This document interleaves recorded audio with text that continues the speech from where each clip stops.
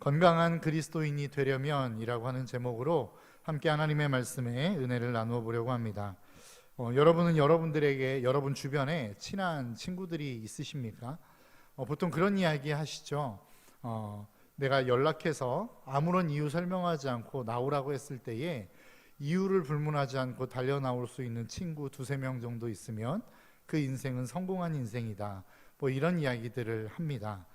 여러분들에게는 그러한 친구가 있으십니까? 우리는 보통 우리의 인생 속에서 오랜 시간 함께 친밀한 교제를 나누며 또 내 마음을 나눌 수 있는 친구를 내 곁에 두기를 소망합니다. 오랜 시간이 아니라 할지라도, 짧은 시간 만났다 할지라도 내 삶 속에서 그렇게 친밀함을 유지하며 살아가기를 소망하는 사람들이 우리 가운데는 있다라는 것이죠. 그런데 이러한 친밀한 관계는 어떠한 사람과 맺어가느냐라고 하는 겁니다. 수많은 사람들을 우리가 만나고 그 사람들과 함께 관계를 맺는데 내 마음을 나눌 수 있고 친밀함을 나눌 수 있는 사람들은 어떠한 사람들인가라고 하는 것이죠. 얼굴이 이쁘면 그러한 관계를 만들어 갈 수 있을까요? 얼굴이 잘생겼으면 그러한 관계를 만들 수 있느냐라고 하는 것이죠. 학벌이 좋으면 아니면 소유가 많으면 그러한 친밀함의 관계를 만들어 갈 수 있는가라고 하는 것입니다. 우리는 보통 그런 관계들 가운데 내 친밀한 관계 속에 그러한 조건을 갖출 수 있는 사람들은 있겠지만 그러한 조건 때문에 친밀함을 만들어 가는 것은 어려운 것 같습니다. 그렇다고 한다면 우리의 인생 가운데 누가 과연 그러한 친밀한 관계를 만들어 갈 수 있는 사람이 될 수 있느냐라고 하는 겁니다. 이것을 질문으로 한번 바꿔서 이야기해 보겠습니다. 만일 여러분들이 정말 좋아하는 사람이 있습니다. 친한 사람이 있습니다. 그런데 그 사람에 대해서 누군가가 물어옵니다. 그 사람 어때? 라고 물어보면 여러분들은 첫 마디를 뭐라고 대답하시겠습니까? 그 사람? 진짜 좋은 사람이야. 그 사람 정말 괜찮아. 라고 하지 않겠습니까? 그 얘기는 뭐예요? 우리가 이 땅을 살아가면서 오랜 시간 친밀한 관계를 맺고 살아갈 수 있는 사람은 좋은 사람이라는 겁니다. 물론 나에게 좋은 사람이 있고 다른 사람에게 좋은 사람이 있을 수 있겠지만 우리는 기본적으로 내가 생각할 때 좋은 사람과 친밀한 관계를 오래도록 맺어간다라는 것입니다. 그렇다고 한다면 여러분들이 생각할 때 좋은 사람은 어떤 사람인가요? 우리는 보통 이야기할 때 성품이 좋거나 성격이 좋은 사람을 좋은 사람이라고 이야기합니다. 물론 맞습니다. 틀린 이야기는 아닙니다. 그러나 제가 생각했을 때에는 정말 좋은 사람은 건강한 사람이 아닐까라고 하는 생각을 해봅니다. 사람과의 관계를 맺는 데 있어 내가 한 사람과 관계를 맺는 게 아니지 않습니까? 이 사람과도 관계를 맺고 저 사람과도 관계를 맺습니다.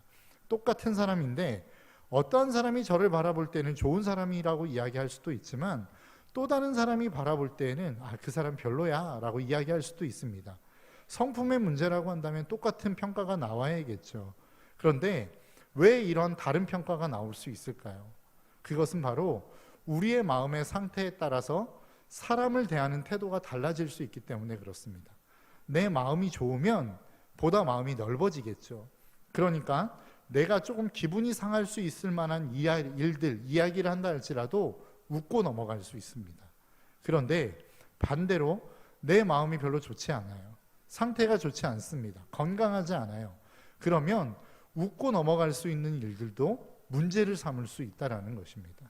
이처럼 우리의 삶에 있어서 좋으냐 나쁘냐, 좋은 사람이 될 수 있느냐 나쁜 사람이 될 수 있느냐, 이것을 결정할 수 있는 중요한 요소 중에 하나는 내 마음의 건강함이라는 것입니다. 오늘 본문 말씀에는 12의 혈류증으로 앓던 여인이 등장합니다. 오늘 본문 43절입니다. 이에 12회를 혈류증으로 앓는 중에 아무에게도 고침을 받지 못하던 여자가 라고 이야기합니다. 12회 동안 혈류증으로 지금 고통을 받고 있는 거예요. 그 병에 시달린 것입니다. 이 여인이 예수님의 소문을 들어요. 예수님이 오신다더라. 그럼 한번 만나러 가봐야 되겠네. 이 예수님은 모든 사람의 병을 고쳐주신대. 꼭 만나봐야 되겠네. 이 마음이 그 여인에게 있지 않았겠습니까? 그런데 오늘 본문에 등장하고 있는 이 혈류증을 앓던 여인은 좀 소심한 여인이었던 것 같습니다. 예수님은 찾아오기는 했지만 그 예수님에게 선뜻 나서지는 못하는 모습을 보여주고 있어요. 예수님 근처에는 갔지만 그분에게 말을 걸지는 못하는 모습을 보게 됩니다. 오늘 본문 44절의 말씀이에요. 예수의 뒤로 와서 그의 옷가에 손을 대니라고 이야기합니다.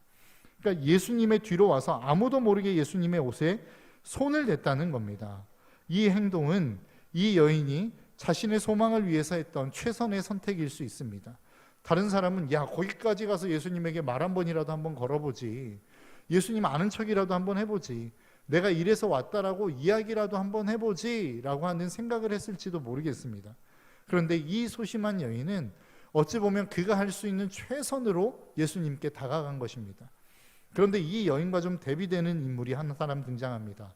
야이로라고 하는 사람입니다. 야이로라고 하는 사람은 이 혈류증을 앓고 있었던 여인보다 훨씬 더 적극적으로 예수님에게 다가가는 것을 볼 수 있습니다. 오늘 본문 41절부터 42절의 말씀입니다. 이에 회당장인 야이로라 하는 사람이 와서 예수의 발 아래 엎드려 자기 집에 오시기를 간구하니 이는 자기에게 12살 된 외딸이 있어 죽어감이라. 예수께서 가실 때에 무리가 밀려들더라. 그러니까 회당장 야이로는 어땠습니까? 굉장히 적극적인 사람이었습니다.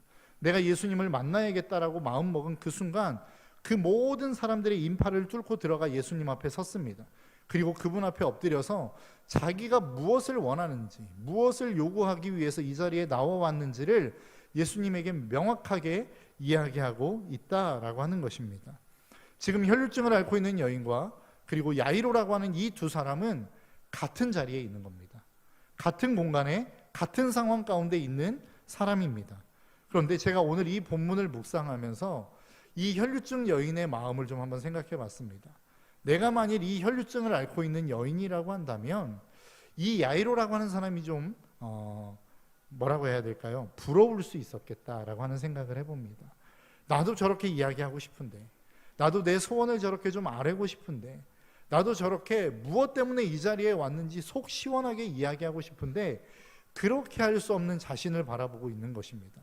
그런데 또 한 사람이 야이로라고 하는 사람이 등장해서 그 예수님에게 자신이 하고 싶었던 모든 일들을 하고 있는 것입니다. 저는 이 자리에도 비슷한 분들, 이 두 부류의 사람이 함께 존재할 수 있다라고 생각합니다. 어떠한 사람은 야이로와 같은 사람일 수 있습니다. 내가 원하는 모든 것들을 사람뿐만 아니라 하나님에게도 다 아뢰는 사람입니다. 하나님, 저는 이것을 원합니다. 하나님, 저는 이런 상황들은 싫습니다. 하나님, 이런 상황 속에서 저를 좀 건져주셨으면 좋겠습니다. 당당하게 요구하는 사람들이 있어요. 반면에 혈류증을 앓는 여인과 같은 사람들이 있을 수 있습니다. 내가 주님 앞에 무엇인가 소원하는 바는 있고 그 주님이 나에게 무엇인가를 좀 해주셨으면 좋겠는 마음은 있는데 나 같은 사람이 감히 어떻게 하나님 앞에 그런 요구를 할 수 있어? 내가 어떻게 기도라는 이름으로 내 소원과 내 원하는 바를 그렇게 이야기할 수 있어? 라고 하는 분들이 계실지도 모르겠습니다. 이렇게 말씀드리면 어떠한 분들은 그렇게 이야기하실지도 모르겠어요. 혈류증을 앓던 여인, 간절함이 부족하네. 주님 앞에 정말로 간절함이 있었다면 그렇게 했겠어? 진짜 주님 앞에 나아갔겠지. 그런데 그렇지 않습니다. 그 여인이 얼마나 간절했는지 오늘 본문 43절은 이렇게 말씀하고 있습니다. 아무에게도 고침을 받지 못하던 여자가. 이 이야기는 무엇입니까? 아무라도 찾아갔다는 거예요. 내가 병을 나을 수만 있다면, 그 병을 고칠 수 있는 가능성만 있다면 그 사람을 아무라도 찾아갔다는 겁니다. 그런데 그 아무라도 찾아갔던 그 자리에서 결국 그 병을 고치지 못했다라고 하는 이야기 아니겠습니까? 의사다가 있었습니다. 용하다라는 의사가 있으면 그 의사를 찾아갔겠죠. 민간요법으로 나았다라고 하는 소문을 들었다면 그 민간요법을 써서 치유를 받으려고 했을 것입니다. 그뿐 아니라 어떤 사람이 똑같은 질병에 있었는데, 똑같은 질병의 현상이 있었는데 이렇게 해서 나았다더라라고 하면 그 방법 그대로를 써보지 않았겠습니까? 이 여인은 모든 것들을 다 해봤던 여인인 것입니다. 그러던 중에 예수님이 지금 오신다는 소문을 들은 것입니다. 그런데 예수님 주변의 상황을 한번 보시겠습니까? 오늘 본문 40절은 이렇게 이야기합니다. 예수께서 돌아오심에 무리가 환영하니 이는 다 기다렸음이로라. 예수님을 혈류증을 앓던 여인만 기다린 게 아니었습니다. 야이로라고 하는 회당장만 기다린 게 아니었습니다. 그분에 대한 소문을 들었던 모든 사람이 예수님을 기다린 것입니다. 그리고 그 주님이 움직이는 자리마다 수많은 인파들이 함께 몰려다녔던 겁니다. 그러니까 그 예수님을, 그 수많은 인파를 뚫고 예수님의 옷에 손을 댈 만큼의 어떠한 거리에 근접할 수 있는 그 자리에 나아갔다라고 하는 것은 이 여인이 얼마나 간절했는지에 대해서 알 수 있는 내용이라는 것입니다. 그토록 이 여인은 간절함을 가지고 주님 앞에 나아갔습니다. 그럼에도 불구하고 왜 이 여인은 주님 앞에 자신의 필요를 당당하게 이야기하지 못했나라고 하는 것입니다. 왜 그렇게 자신의 이야기를 하지 못했을까라고 하는 것이에요. 혈루증이라고 하는 것은 단순하게 어떠한 몸의 질병이 가졌다라고 하는 의미 이상의 것을 가진 의미입니다. 레위기에 보면 몸에 유칠병이 있다라고 하는 것은 부정한 사람으로 여겨졌습니다. 왜냐하면 피를 흘린다라고 하는 것은 피는 생명을 의미하는 것입니다. 그 피가 몸에서 빠져나온다라고 하는 것은 다른 말로 이야기하면 죽음을 이야기하는 겁니다. 그런데 그 죽음의 원인이 무엇입니까? 죄이죠.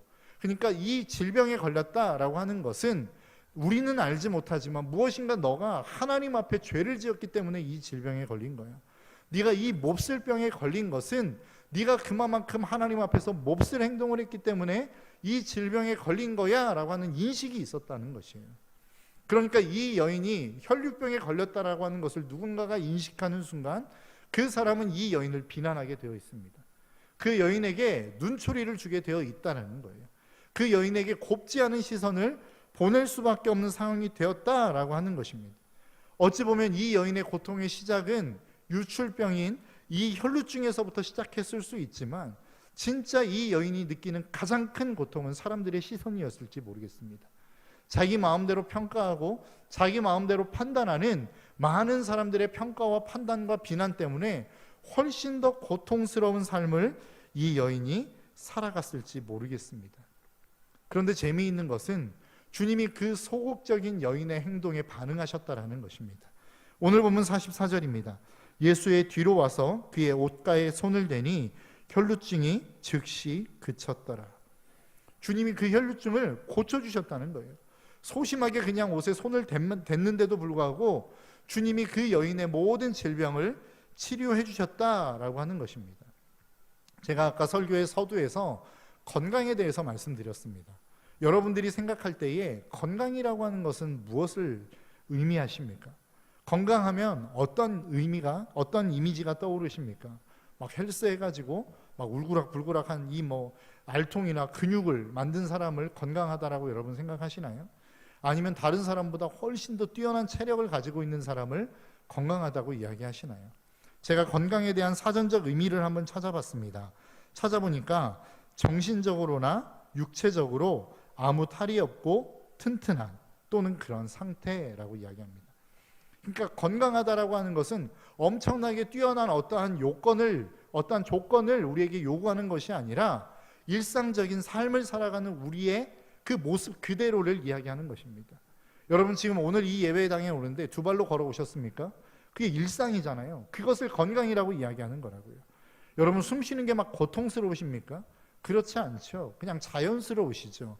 이러한 일상이 건강이라는 것입니다. 그러니까 육체의 건강 했을 때 내가 일상을 살아내는 데 있어서 탈이 없고 불편함이 없는 그 상태를 건강함이라고 이야기하는 거예요. 그러면 정신적인 건강에 대해서 한번 생각해 볼까요? 정신적인 건강은 뭘까요?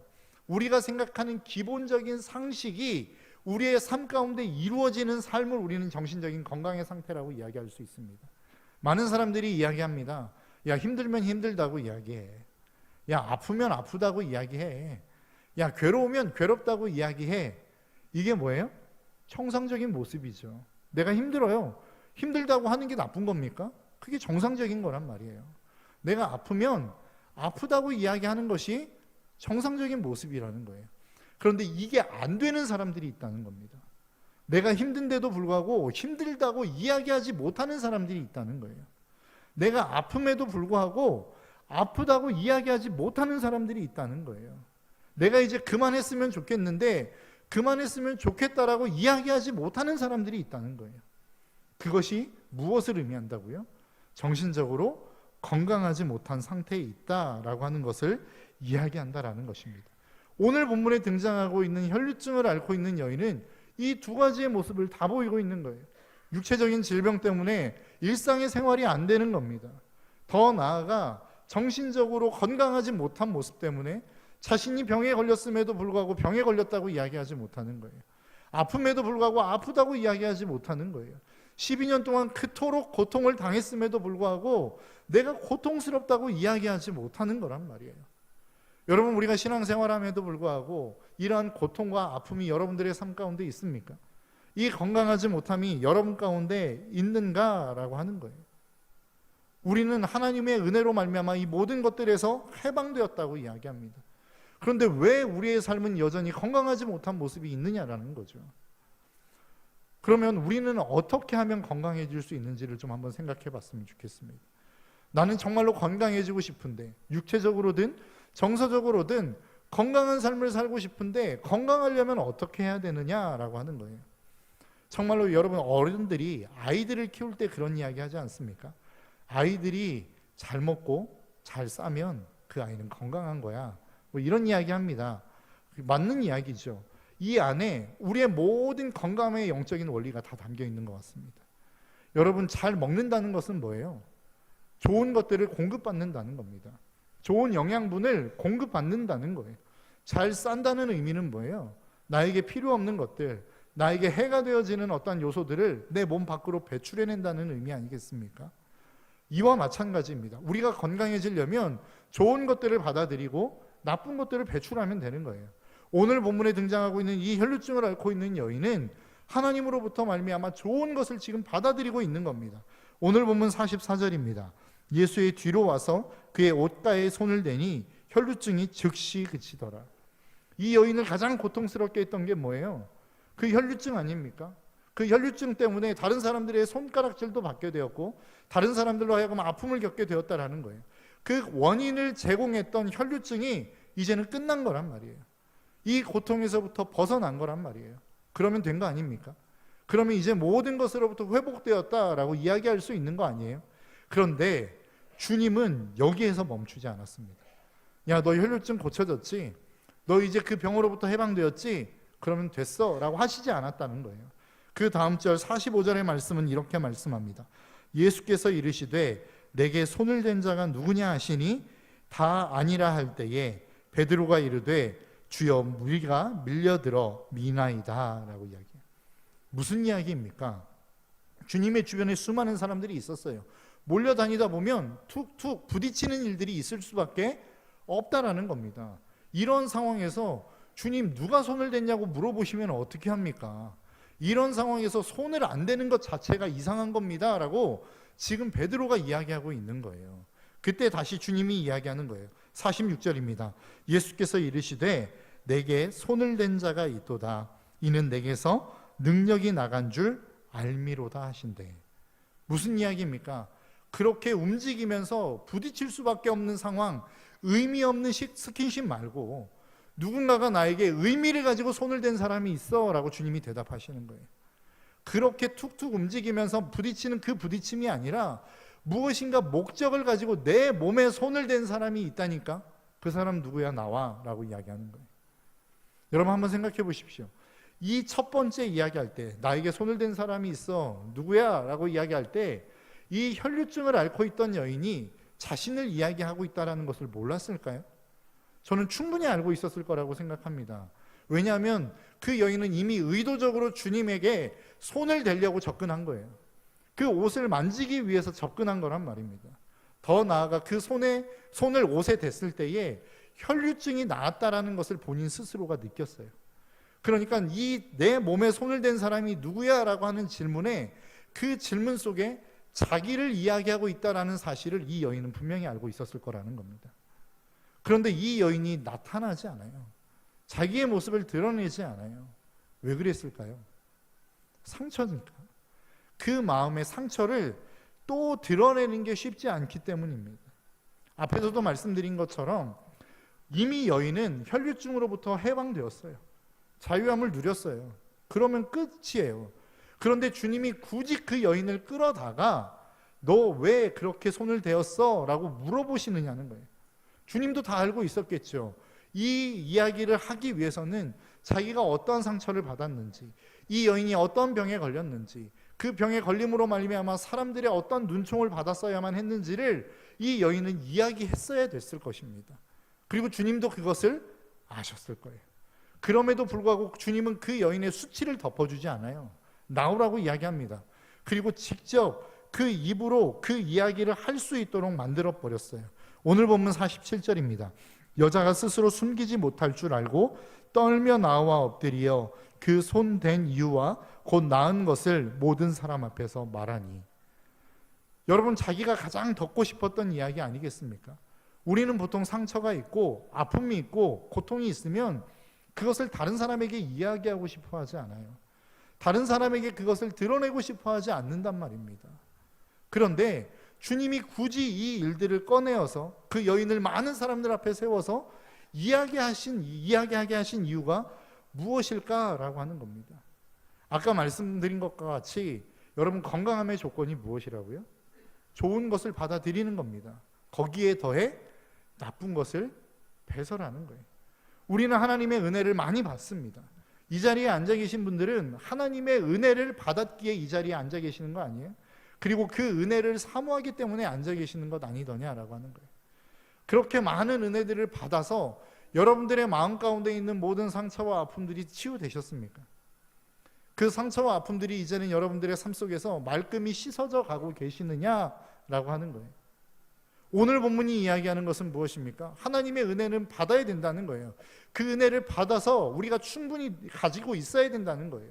왜냐하면 좋은 영양분을 우리는 공급받아야 성장할 수 있기 때문에 그렇습니다. 그런데 진짜 건강해질 수 있는 또 하나의 조건은 내 마음에 있는 독소들을 밖으로 배출하지 않으면 건강해질 수 없다는 거예요. 그 마음에 있는 상처들이 내 마음 밖으로 내보내지지 않으면 우리는 절대 건강해지지 않는다라는 거예요.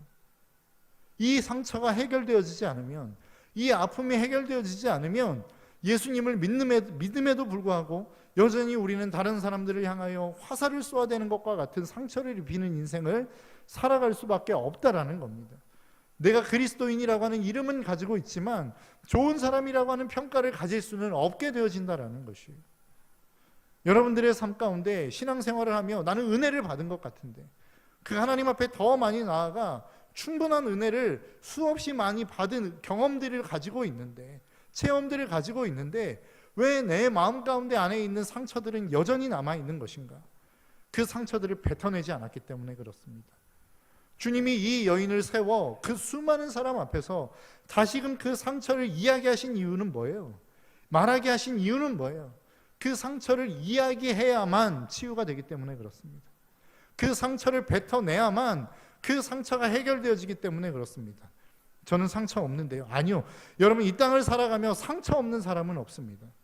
여러분들이 이 땅을 살아가면서 여러분 갑자기 내가 일을 열심히 하고 있는데, 아니면 기분 좋게 무엇인가를 하고 있는데 기분을 나쁘게 확 지나가는 옛 추억들이 있지 않습니까? 내가 좋은 일들을 하고 있어요. 기분 좋게 무엇인가를 하고 있어요. 그런데 어떤 기억이 딱 떠오름으로 말미암아 내 마음에 그 기분을 확 상하게 만드는 추억들이 있단 말입니다. 우리는 그것을 상처라고 부르는 거예요. 우리는 보통 그것들을 아무렇지 않게 그냥 지나쳐 버립니다. 아이, 뭐 이런 생각이 들어. 아이, 기분 좋았는데 괜히 기분 잡쳤네. 뭐 이러고 그냥 말아버리잖아요. 그런데 그것을 해결해야 된단 말입니다. 그것이 해결되지 않으면 이 생각나는 빈도들이 많아질 뿐만 아니라 이것이 나를 사로잡아서 결국은 분노에 쌓이게 만들기 때문에 그래요. 그렇기 때문에 여러분들의 마음 가운데 무엇인가 기분을 좋지 않게 만드는 어떠한 옛 추억들이 흘러간다면, 아, 이게 내 마음의 상처이구나 라고 하는 것들을 캐치하셔야 돼요. 그리고 그것을 해결하셔야 된다는 겁니다. 어떻게 해결할 수 있습니까? 그 마음을 잡고 그 마음을 하나님 앞에 고백하는 거예요. 하나님, 갑자기 이 마음이 내 마음 가운데 들었는데 굉장히 기분이 좋지 않습니다. 굉장히 기분이 상합니다.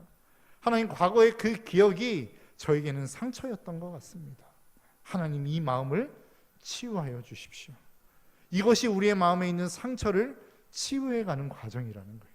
그래서 이 마음이 한번 떠오를 때에 잡아 하나님 앞에 고백하고, 또 떠오르면 또 고백하고, 이것들이 반복되어지면 이 상처는, 이 마음인 더 이상 내 마음을 괴롭게 하지 못합니다. 이 마음이 더 이상 내 마음을 불편하게 하지 못한다는 거예요. 그렇게 상처는 치유되어져 가는 것입니다. 여러분, 저와 여러분들의 마음 가운데 이 상처가 날마다 치유되어져 가는, 그래서 날마다 하나님 안에서 건강함을 누릴 수 있는 저와 여러분들의 삶이 되시기를 주님의 이름으로 축복합니다. 그런데 누가 이 고백을 할 수 있느냐는 거예요. 누가 하나님 앞에 이 고백을 할 수 있는가라고 하는 겁니다. 잠언 3장 5절부터 6절은 이렇게 말씀합니다. 너는 마음을 다하여 여호와를 신뢰하고 내 명철을 의지하지 말라. 너는 범사의 글을 인정하라. 그리하면 내 길을 지도하시리라. 너는 여호와를 신뢰하라. 너는 여호와를 인정하라 라고 이야기하면 우리의 마음 가운데, 우리의 생각 속에 가장 먼저 떠오르는 이미지는 뭐예요? 그분의 능력입니다. 그분이 능력이 있으니까 내가 힘들어하고 고통하는 이 상황 속에서 나를 탁 건져서 평안한 상황 가운데 탁 떨어뜨리는 일들을 우리는 생각해요. 그리고 우리가 그럴 수 있는 분이라고 우리는 신뢰하면 하나님이 그렇게 해주시는 분이라고 신뢰한다라는 것입니다. 그렇게 믿는다는 것입니다. 그런데 이 상황을 조금 더 확장시켜서 오늘 본문에서 이야기하고 있는 정서적인 부분으로 여러분 한번 가져와 볼까요? 우리의 상처로 한번 가져와 볼까요? 우리의 상처를 누구에게 이야기할 수 있나요? 신뢰하는 대상에게 이야기할 수 있는 겁니다. 누군가에게 내 마음의 상처와 아픔을 이야기할 수 있다는 것은 그 상대를 내가 지금 신뢰하고 있다라고 하는 것을 의미하는 거란 말이에요. 그러니까 하나님 앞에 내 마음의 상처와 아픔을 고백하지 못한다는 것은 그 하나님을 신뢰하지 못한다는 거예요. 왜 그렇습니까? 세상이 그렇기 때문에 그래요. 지금까지 내 경험해 왔던 경험치가 그래 왔기 때문에 그래요. 세상은 내 약점을 드러내면 그 약점이 곧 그 사람의, 상대방의 강함이 되는 것입니다. 내 약점이 드러나는 순간 나는 약해지고 그 사람은 강해지는 거예요. 그러니까 우리는 세상의 사람들에게 내 약점을 드러내고 싶어 하지 않아요. 내 부족함을 나타내고 싶어 하지 않아요. 내 아픔을 고백하고 싶어 하지 않아요. 그런데 우리가 주님에게도 그 상처를 고백하지 못하는 이유는 세상과 동일하게 주님을 취급하기 때문에 그렇습니다. 그렇지 않는데요. 그렇지 않을 수 있겠지만 우리의 무의식 속에는 주님을 신뢰하지 않는 마음이 있기 때문에 그럴 수 있다라는 것이에요. 그렇기 때문에 우리가 다시 한번 주님 앞에 우리의 상처를 치유받기 위해서 가장 먼저 필요한 요소는 그분을 신뢰하는 것입니다. 그분을 인정하는 것입니다. 내가 어떤 고통 가운데 주님 앞에 나아간다 할지라도, 어떠한 상처를 그분 앞에 풀어놓는다 할지라도, 내 어떠한 약점을 그분 앞에 내려놓는다 할지라도 그분 앞에서는 이 어떠한 약점도, 이 어떠한 상처도, 이 고통도 그 하나님 앞에서는 문제가 되지 않아라고 하는 그분을 향한 절대적인 신뢰와 인정이 필요하다라는 거예요. 그 인정과 신뢰가 있을 때에 우리는 그분 앞에 우리의 마음을 열 수 있는 것이고, 우리가 여는 만큼, 우리의 마음을 공개하는 만큼, 우리의 상황을 오픈하는 만큼 하나님은 그 자리까지 들어오시는 거란 말이에요. 여전히 내 마음 가운데 상처로 남아있다라고 하는 것은 내가 그 마음을 하나님 앞에 열지 않았다라는 것을 의미하는 거란 말이죠. 여러분, 얼마나 여러분들의 마음 가운데 상처를 안고 살아가고 계십니까? 우리는 끊임없이 입에 나 상처받았어 라고 하는 말을 달고 살지 않습니까? 상처받을 수 있습니다. 그러나 상처를 받은 게 문제가 아니라 주님 앞에 나옴에도 불구하고 여전히 그 상처가 치유되지 않는 게 진짜 큰 문제라는 거예요. 주님 앞에 나오면 그 상처가 치유되어야죠. 주님을 만났다면 그 상처가 회복되어야죠. 그런데 왜 주님 앞에 섰음에도 불구하고, 그 주님이 우리와 함께 하시는 것들을 경험함에도 불구하고 우리는 그 상처를 안고 살아가십니까? 왜 고통을 끊임없이 품고 살아가시냐는 거예요. 그래서 왜 하나님이 치유해 주시겠다라고 약속하셨는데, 왜 그 고통을 제하여 주시겠다라고 말씀하고 계시는데도 여전히 그 상처를 몸에 품고 살고 계시느냐라고 하는 거예요. 깊이 생각해 보면 그 주님을 신뢰하지 못하기 때문입니다. 여러분, 우리의 마음에 있는 상처를 끊임없이 가지고 살아가고 있다면 가장 먼저는 주님을 신뢰하지 못한 우리의 마음을 회개하셔야 됩니다. 주님, 내가 주님을 신뢰하지 못했습니다. 내 마음을, 상처를, 내 마음의 고통을, 내 마음의 약함을 주님 앞에 내어놓아도 그것이 아무런 문제가 되지 않는다라고 하는 그 주님을 내가 절대적으로 인정하지 못했습니다라고 하는 회개가 있어야 됩니다. 그리고 난 다음에 그 회개를 하나님 앞에 올려드렸다면 그 다음에 해야 되는 작업은 무엇입니까? 우리의 마음을 공개하는 것입니다. 하나님, 나 이것 때문에 어렵습니다. 하나님, 나 이것 때문에 정말로 힘이 듭니다. 나 이것 때문에 고통스럽습니다. 참을 수가 없습니다. 주님 도와주십시오. 이 고백이 있을 때에 비로소 주님이 그 상처를 삐집고 들어오셔서 우리의 상처를 만져주시기 시작하신다라는 거예요. 그때 우리의 마음이 회복되는 것이고 그 상처가 치유되는 것이요, 그 상처를 치유되어진 경험을 한 사람이 비로소 어떤 그리스도인이 되는 거예요? 건강한 그리스도인이 되는 거예요. 앞에서도 말씀드린 것처럼 건강한 그리스도인이 되면 좋은 그리스도인은 자연스럽게 되는 것입니다. 우리가 좋지 않은 그리스도인이 되는 것은 내 마음에 있는 상처 때문이요, 그 상처가 나를 찌르고 다른 사람을 찌르기 때문에 고통이 되는 거예요. 나쁜 사람이라고 하는 인식이 생긴 거란 말입니다. 그런데 내가 건강해졌어요. 그래서 마음이 여유로워졌어요. 다른 사람이 하는 행동들에 대해서 용납할 수 있는 마음의 크기가 넓어졌단 말이에요. 그러면 자연스럽게 다른 사람들은 나를 좋은 사람이라고 평가하겠죠. 우리가 그리스도인이 됨으로 말미암아, 신앙생활을 함으로 말미암아 우리에게 얻어지는 유익은 그런 것이에요. 내 마음의 그릇이 넓어지는 것입니다. 내가 날마다 건강해지고 더 건강해지고 더 건강해져서 정말로 다른 사람들을 향한 용납할 수 있는 마음이 날로 커져가는 거란 말이에요. 그 그릇이 커져가는 거란 말입니다. 그리고 그것이 세상에 나아갔을 때는 좋은 사람이라고 하는 평가로 나타나는 거란 말이에요. 이것이 그리스도인이 이 땅을 살아가는 삶의 방식이란 말이죠. 저와 여러분들의 삶이 그러한 삶이 되시기를 주님의 이름으로 축복합니다. 그래서 우리가 좋은 사람이 되기 위해서, 좋은 그리스도인이 되기 위해서 가장 선행되어야 되는 조건은 건강해지는 것입니다. 여러분이 건강해지는 거예요. 여러분이 건강하지 않으면 절대로 다른 사람 돌볼 수 없습니다. 다른 사람에게 선한 영향력 끼칠 수 없습니다. 내가 먼저 힘든데, 내가 먼저 상처로 가득한데 어떻게 다른 사람을 품을 수 있겠느냐라고 하는 거예요. 여러분, 저와 여러분들의 삶이 하나님을 신뢰함으로 말미암아 날마다 하나님 앞에 우리의 삶의 연약함들을 고백하며 나아갈 수 있는 저와 여러분들의 삶이 되시기를 주님의 이름으로 축복합니다. 여러분, 이게 진짜 그리스도인의 축복입니다. 그래서 건강해질 수 있는 것이 진짜 그리스도인의 복이에요. 그렇게 되면 우리는 이 세상 가운데 더 좋은 사람으로, 나는 건강해졌을 뿐인데, 내 마음이 건강해졌을 뿐인데 세상은 우리들에게 야, 저 사람 진짜 좋은 사람이야 라고 이야기하게 될 것입니다. 참 희한한 경험을 하게 될 것이에요. 저와 여러분들이 그러한 삶이 되었으면 좋겠습니다. 내가 정말로 하나님 안에서 날마다 건강해짐으로 말미암아 하나님 앞에서와 많은 사람 앞에서 건강한 그리스도인이 되고 좋은 사람이라고 하는 평가를 통하여 많은 사람들을 주님 앞으로 인도해낼 수 있는 믿음의 삶이 되시기를 주님의 이름으로 축복합니다. 우리 함께 좀 기도하며 나아갔으면 좋겠습니다.